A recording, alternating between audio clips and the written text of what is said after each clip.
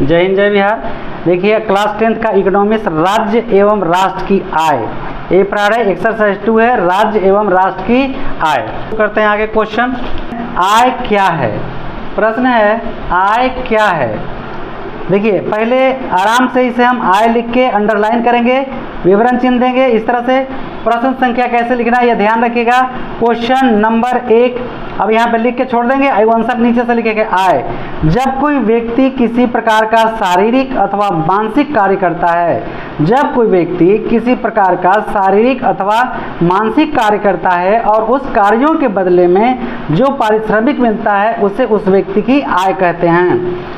अब अलग अलग कुछ परिभाषा जो दिया गया है, एक बहुत बेहतर एक कौन कैसे आय कहलाता है। कहता है भूमि का पारिश्रमिक लगान से। अगर हम जमीन लगाए हुए हैं तो उसको लगान लेते हैं, भूमि का पारिश्रमिक लगान के रूप में, श्रम का पारिश्रमिक मजदूरी के रूप में, पूंजी का पारिश्रमिक ब्याज के रूप में, व्यवस्थापक का पारिश्रमिक वेतन के रूप में और उद्यमी का पारिश्रमिक लाभ या हानि के रूप में मिलता है, वो उसे हम आय को प्रकट करते हैं। इसके बाद राष्ट्रीय आय क्या है, इसकी धारणा की प्रमुख विधियां कौन कौन सी हैं। उत्तर है राष्ट्रीय आय देश की संपूर्ण श्रम शक्ति तथा पूंजी के सहयोग, देश की संपूर्ण श्रम शक्ति तथा पूंजी का सहयोग तथा देश में उपलब्ध प्राकृतिक संसाधनों का उपयोग करके जो भौतिक या अभौतिक उत्पादन होता है उसे मौद्रिक रूप में व्यक्त मूल्य को राष्ट्रीय आय कहते हैं। ये बहुत इंपॉर्टेंट सवाल है। अब प्रोफेसर अल्फ्रेड मार्शल के अनुसार इसकी परिभाषा दी गई है आय का, राष्ट्रीय आय का किसी देश की श्रम एवं पूंजी का उसके प्राकृतिक साधनों पर प्रयोग करने से प्रतिवर्ष भौतिक या अभौतिक वस्तुओं का विभिन्न प्रकार की सेवाओं का जो शुद्ध समूह उत्पन्न होता है उसे राष्ट्रीय आय कहते हैं। अब प्रोफेसर पीगू इसका परिभाषा दिए राष्ट्रीय आय का। राष्ट्रीय लाभांश किसी समाज की वस्तुनिष्ठ अथवा भौतिक आय का वह भाग है जिसमें विदेशों से प्राप्त आय भी सम्मिलित होती है और जिसे मुद्रा के रूप में मापा जा सकता है। प्रसिद्ध अर्थशास्त्री प्रोफेसर फिशर के अनुसार वो भी आय की परिभाषा दिए हैं। वास्तविक राष्ट्रीय आय वार्षिक शुद्ध उत्पादन का वह भाग है जिसका उस वर्ष के अंतर्गत प्रत्यक्ष रूप से उपयोग किया जाता है या उपभोग किया जाता है। अब है राष्ट्रीय आय की धारणा की प्रमुख विधियां। तो राष्ट्रीय आय की धारणा की मुख्य 3 विधियां हैं। सकल घरेलू उत्पाद से पता चलता है, सकल राष्ट्रीय आय उत्पाद से पता चलता है और शुद्ध राष्ट्रीय उत्पाद से पता चलता है। इसको शॉर्ट में GDP कहते हैं, इसको GNP कहते हैं और इसको NNP कहते हैं। अगला प्रश्न है देश के विकास में प्रति व्यक्ति आय के महत्व पर संक्षिप्त टिप्पणी लिखें। प्रति व्यक्ति आय ही किसी देश के विकास की जड़ है। प्रति व्यक्ति आय बढ़ने पर ही राष्ट्रीय आय में वृद्धि हो सकती है। राष्ट्रीय आय में वृद्धि होने पर ही कोई देश अपना विकास कर सकता है। राष्ट्रीय आय और प्रति व्यक्ति आय दोनों में अन्योन्याश्रय संबंध है। प्रति व्यक्ति आय के बढ़े बिना राष्ट्रीय आय में वृद्धि संभव नहीं है। राष्ट्रीय आय की वृद्धि से ही देश का विकास हो सकेगा। इस प्रकार स्पष्ट है कि राष्ट्रीय आय के सूचकांक में जब वृद्धि होती है तो निश्चित रूप से लोगों के आर्थिक विकास में वृद्धि होगी। अतः देश के विकास में प्रति व्यक्ति आय का बहुत बड़ा योगदान है। अगला प्रश्न है क्या प्रति व्यक्ति आय में वृद्धि राष्ट्रीय आय को प्रभावित करती है? आंसर है प्रति व्यक्ति आय में वृद्धि राष्ट्रीय आय को प्रभावित करती है। हम जिस दृष्टि से भी विचार करें पहले स्तर पर प्रति व्यक्ति आय ही आती है। भले ही पहले राष्ट्रीय आय को लिया जाता है और उसमें देश की जनसंख्या से भाग दे दिया जाता है, परंतु भागफल को प्रति व्यक्ति आय का माना जाता है। लेकिन प्रति व्यक्ति आय को ही हम मूल रूप से महत्व दिया जाता है। जिस देश में प्रति व्यक्ति आय जितना ही अधिक होती है उस देश को उतना ही अधिक विकसित माना जाता है। इन बातों से स्पष्ट होता है कि प्रति व्यक्ति आय में वृद्धि ही राष्ट्रीय आय को प्रभावित करती है। इसको पलटकर हम ऐसे भी कह सकते हैं कि जिस देश की राष्ट्रीय आय जितनी अधिक ऊंची होगी, उस देश की प्रति व्यक्ति आय भी उतना ही अधिक होगी।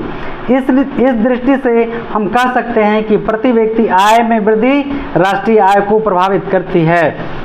इसके बाद है राष्ट्रीय आय में वृद्धि भारतीय विकास के लिए किस तरह से लाभप्रद है। जब आप प्रश्न लिखें तो यहाँ पर जब आंसर शीट पर लिखेंगे तो ऐसे क्वेश्चन नंबर 5 देके विवरण चिन्ह देके छोड़ देंगे, या तो पहला अक्षर और अंतिम अक्षर यहाँ पे लिख देंगे, नहीं तो ऐसे छोड़ के आंसर नीचे वाले लाइन से देंगे। किसी भी देश की राष्ट्रीय आय में उस देश के विकास में लाभप्रद होती है। यही बात भारत पर भी लागू होती है। भारत में राष्ट्रीय आय में अधिकाधिक वृद्धि होने पर ही भारतीय विकास के लिए लाभप्रद रह सकता है।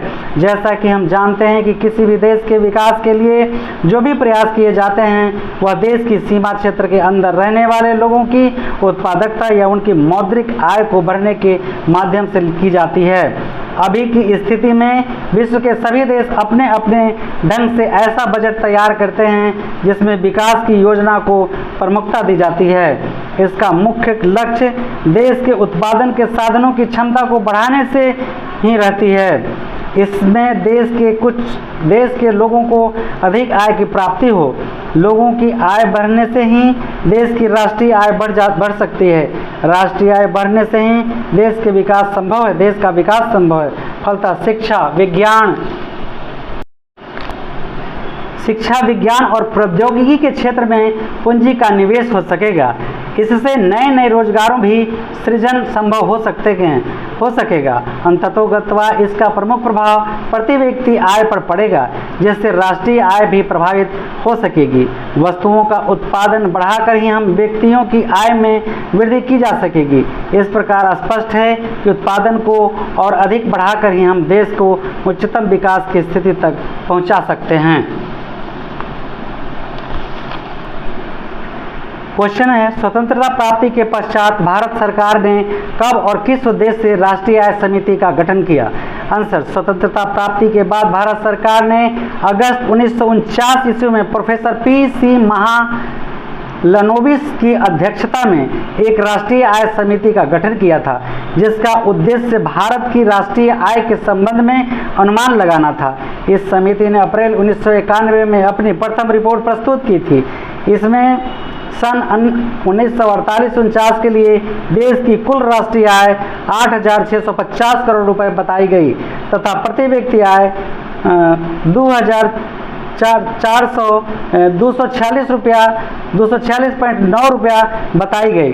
सन 1954 के बाद राष्ट्रीय आय के आंकड़ों का आकलन करने के लिए सरकार ने केंद्रीय सांख्यिकीय संगठन, देखिए फिर से, राष्ट्रीय आय के आंकड़ों का संकलन करने के लिए सरकार ने केंद्रीय सांख्यिकीय संगठन की स्थापना की।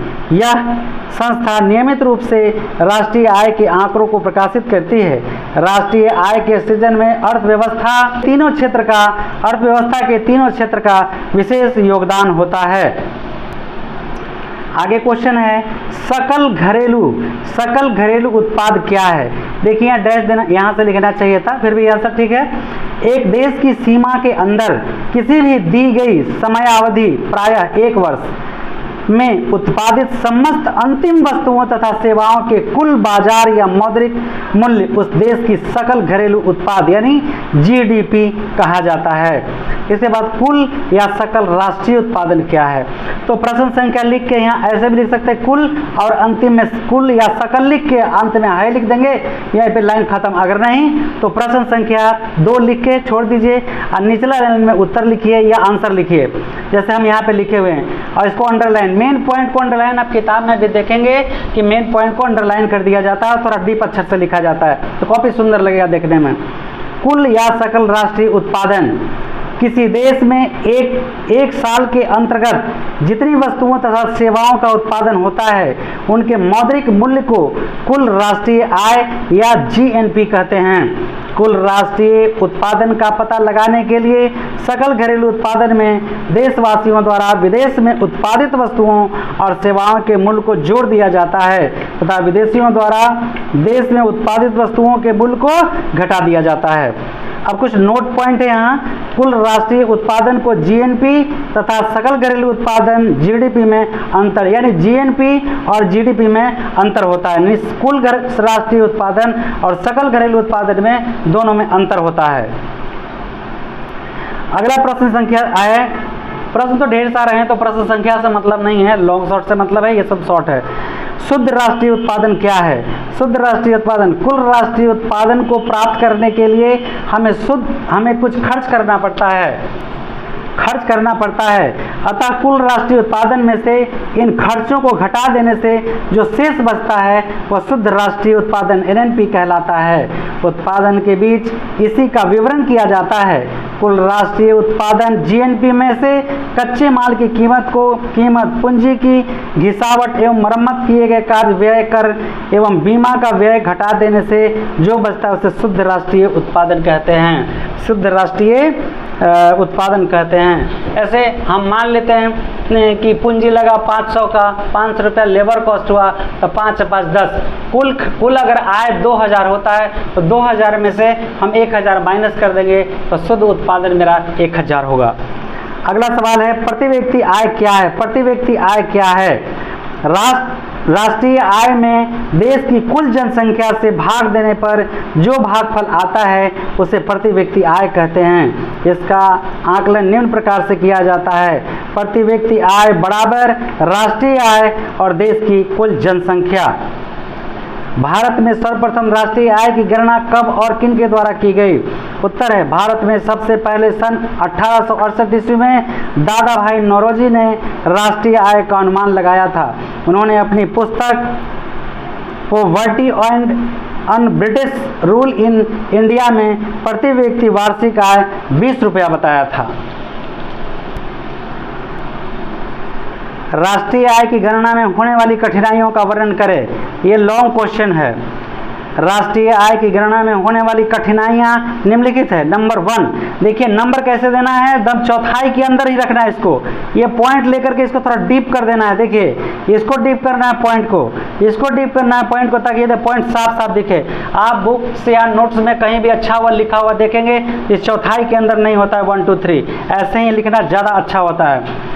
आंकड़ों को एकत्र करने में कठिनाई, पूरे देश के लोगों की आय को हम उत्पादन के रूप में या उसकी आय के रूप में आंकते हैं और इस आंकड़ों को एकत्र करने में अनेक कठिनाइयां आती हैं। यदि सही आंकड़े उपलब्ध नहीं हो तो राष्ट्र के विकास की सही स्थिति नहीं पता होती है। दूसरा नंबर है, देखिए ऐसे मैट्रिक का रिजल्ट ले आना कोई बड़ी बात नहीं है। सबसे बड़ी चीज़ होता है कि कंपटीशन जो आप देंगे किसी भी सर्विस के लिए, उसमें कितना बेहतर आप कॉपी लिखते हैं, इससे मायने है। तो अभी आपका ये पहला स्टेज है। आनंद किशोर तो आप लोगों को इतना अच्छा ट्रेनिंग दे रहे हैं कि ऑब्जेक्टिव पूछा जा रहा है, सवाल जो एग्जाम में आता है, अभी से ही आप लोगों को रिहर्सल हो जाएगा कि किस तरह से हमको कंपटीशन निकालना है। अगला पहला पॉइंट हुआ आंकड़ों को एकत्र करने में कठिनाई। दूसरा, दोहरी गणना की संभावना। पूरे राष्ट्र के लोगों की उत्पादन अथवा आय के आंकड़ों को एकत्र करना सहज नहीं होता है। भौगोलिक और मानवीय संसाधन की संरचना ऐसी होती है कि कभी कभी एक ही आय या उत्पाद को 2 स्थान पर अंकित कर दिया जाता है, जिस कारण वास्तविक आय से अधिक आय दिखने लगती है। तीसरा पॉइंट है आपका, देखिए कैसे चौथाई के अंदर दिया गया, डिप किया गया है। मूल्य के मापने में कठिनाइयाँ। बाजार की स्थिति में प्रायः हम देखते हैं कि एक ही वस्तु का कई व्यापारिक स्थितियों में गुजरने के कारण उस वस्तु की विभिन्नता आती है। वस्तु की कीमत की यह विभिन्नता इसलिए होती है कि विक्रेताओं के एक वर्ग से दूसरे वर्ग तक जाने में उसका आयात का खर्च, विक्रय खर्च, विज्ञापन का खर्च और विक्रेताओं के मुनाफे की राशि जुटी होती है। अगला प्रश्न है, आय के साथ गरीबी का संबंध। आय के साथ गरीबी का क्या संबंध है? आय के साथ गरीबी का क्या संबंध है? तो आंसर देखिए, सामान्यतः हम जानते हैं कि गरीबी ही गरीबी को जन्म देती है। इस कथन को प्रसिद्ध अर्थशास्त्री रेगनर नर्क्स ने गरीबी की कुचक्र के रूप में व्यक्त किया है, जिसका सार यह है कि गरीब इसलिए गरीब है कि उनमें गरीबी है। गरीबी के कारण उनकी आय कम होती है। अशिक्षा और अज्ञानता के कारण बच्चों की पैदाइश जन्म अधिक होता है, फलतः उनकी अगली पीढ़ी अधिक गरीब हो जाती है। गरीबी का यह कुचक्र अनवरत चलता रहता है। इसका आशय यह है कि गरीबी ही गरीबी को जन्म देती है। और कहा भी जाता है कि किसान के बारे में ज़्यादा कहा जाता है कि गरीब किसान गरीबी में जन्म लेते हैं, गरीबी में पलते हैं और गरीबी में ही मर जाते हैं। देखिए कुछ ऑब्जेक्टिव प्रश्न है। सन 2008-9 के अनुसार भारत की औसत प्रति व्यक्ति आय क्या है? तो उत्तर आपका ये वाला है ख। भारत में वित्तीय वर्ष कहा जाता है? तो भारत में वित्तीय वर्ष 1 अप्रैल से 31 मार्च तक कहा जाता है। भारत में किस राज्य की प्रति व्यक्ति आय सर्वाधिक है? गोवा की राय सर्वाधिक है और सबसे कम बिहार की है। उत्पादन एवं आय की गणना विधि आर्थिक दृष्टिकोण से है? तो उपयुक्त तीनों सहज, वैज्ञानिक और व्यवहारिक तीनों विधियों से होता है। बिहार के किस जिले की प्रति व्यक्ति आय सर्वाधिक है? पटना का आय सर्वाधिक है। ये भरने वाला क्वेश्चन है कुछ। देखिए बिहार की 41.4% आबादी गरीबी रेखा के नीचे गुजर बसर करती है। उत्पादन, आय एवं व्यय एक चक्रीय समूह का निर्माण करता है। राष्ट्रीय आय में वृद्धि होने से प्रति व्यक्ति आय में वृद्धि होती है। राष्ट्रीय आय एवं प्रति व्यक्ति आय में वृद्धि होने पर विकास की क्रिया पूरी होती है। बिहार में वर्ष 2008-9 के बीच कुल उत्पादन, घरेलू उत्पादन 11.303% हो गया। राष्ट्रीय आय एक दिए हुए समय में किसी अर्थव्यवस्था की उत्पादन शक्ति को मापती है। ये सही आंसर सही कह रहा है, ये सही गलत का है। उत्पादन, आय एवं व्यय चक्रीय निर्माण नहीं करती, ये गलत है। भारत की प्रति व्यक्ति आय अमेरिका के प्रति व्यक्ति आय से अधिक है, ये भी गलत है। दादा भाई नौरोजी के अनुसार सन 1968 में भारत की प्रति व्यक्ति आय 20 रुपया थी, ये सही है। बिहार के प्रति व्यक्ति आय में कृषि के क्षेत्र में योगदान सबसे ज़्यादा है, बिल्कुल सही है। अब देखिए कुछ जीडीपी का मतलब होता है ग्रॉस डोमेस्टिक प्रोडक्ट, घरेलू उत्पाद। PCI per capita income. NSSO national sample survey organisation. CSO central statistical organisation. एक बाद GNP gross national product. NNP net national product. NI national income. EDI economics development of India. Question है राष्ट्रीय आय की परिभाषा दे। इनकी गणना की प्रमुख विधि कौन कौन है? गणना की प्रमुख विधि कौन कौन है? देखिए गणना और एक और जगह कुछ और लिखा था धारणा, दोनों में डिफरेंस है। एक किताब में मैंने आंसर गलत पाया है, वो धारणा को दे दिया था इनकी गणना में। गणना का मतलब अलग होता है। धारणा, मेरी अवधारणा है कि मैं हिंदू हूँ, अवधारणा है कि मैं इस्लाम हूँ, ये मेरी अवधारणा हुए। और ये गणना का मतलब होता है काउंटिंग करना। तो राष्ट्रीय आय का उत्तर हम पहले दे चुके हैं। राष्ट्रीय आय किसे कहते हैं सभी प्रोफेसर के अनुसार 3-4 प्रोफेसर का नाम दे करके भी बताए हैं, वो आंसर आप लिख लेंगे यहाँ पर। इसके बाद राष्ट्रीय आय की गणना कैसे की जाती है? हम जानते हैं कि वस्तुओं तथा सेवाओं का उत्पादन विभिन्न साधनों के सामूहिक प्रयत्नों का परिणाम है। उत्पादन प्रक्रिया के अंतर्गत उत्पादन के साधनों को लगान, मजदूरी, ब्याज तथा लाभ के रूप में आय प्राप्त होता है।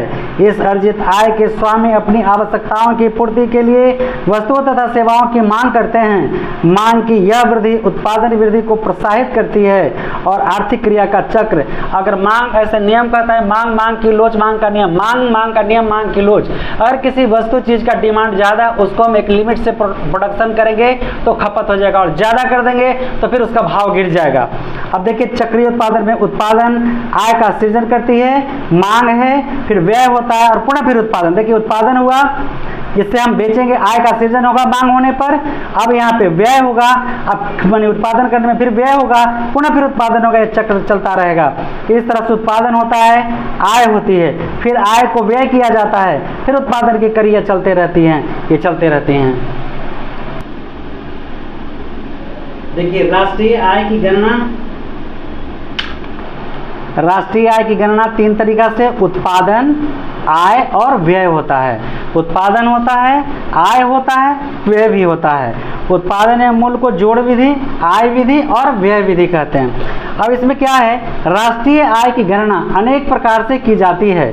चूँकि राष्ट्र के व्यक्तियों की आय उत्पादन के माध्यम से अथवा मौद्रिक आय के माध्यम से प्राप्त होता है, इसलिए इसकी गणना जब उत्पादन के योग के द्वारा किया जाता है तो उसे उत्पादन योग विधि कहते हैं, उत्पादन की गणना विधि कहते हैं। जब राष्ट्र के व्यक्तियों की आय के आधार पर किया जाता है तो राष्ट्रीय आय की गणना विधि की जाती है, तो उस गणना विधि को आय गणना विधि कहते हैं।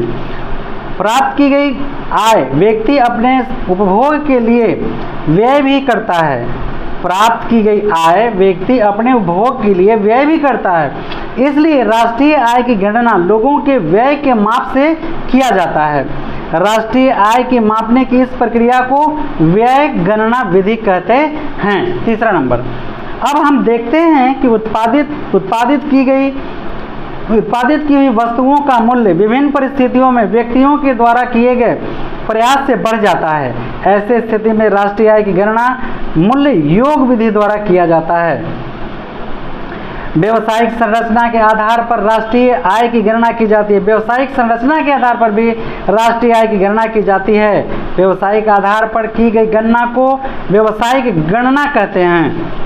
यद्यपि राष्ट्रीय आय की गणना उपरोक्त 5 तरीकों से होती है, फिर भी आर्थिक दृष्टिकोण से अर्थशास्त्र में उत्पादन गणना विधि और आय गणना विधि सहज है। उत्पादन गणना विधि और आय गणना विधि सहज, वैज्ञानिक और व्यवहारिक तरीका है जिसके आधार पर राष्ट्रीय आय की गणना की जाती है। ध्यान रहे, आर्थिक दृष्टिकोण से अर्थशास्त्र में उत्पादन गणना विधि, आय गणना विधि सहज और वैज्ञानिक और व्यवहारिक तरीका है जिसके आधार पर राष्ट्रीय आय की गणना की जाती है। इस तरह से लेसन आपका समाप्त हुआ, इसे तैयारी कर लें। जय हिंद, जय बिहार, बहुत सारी शुभकामनाएं।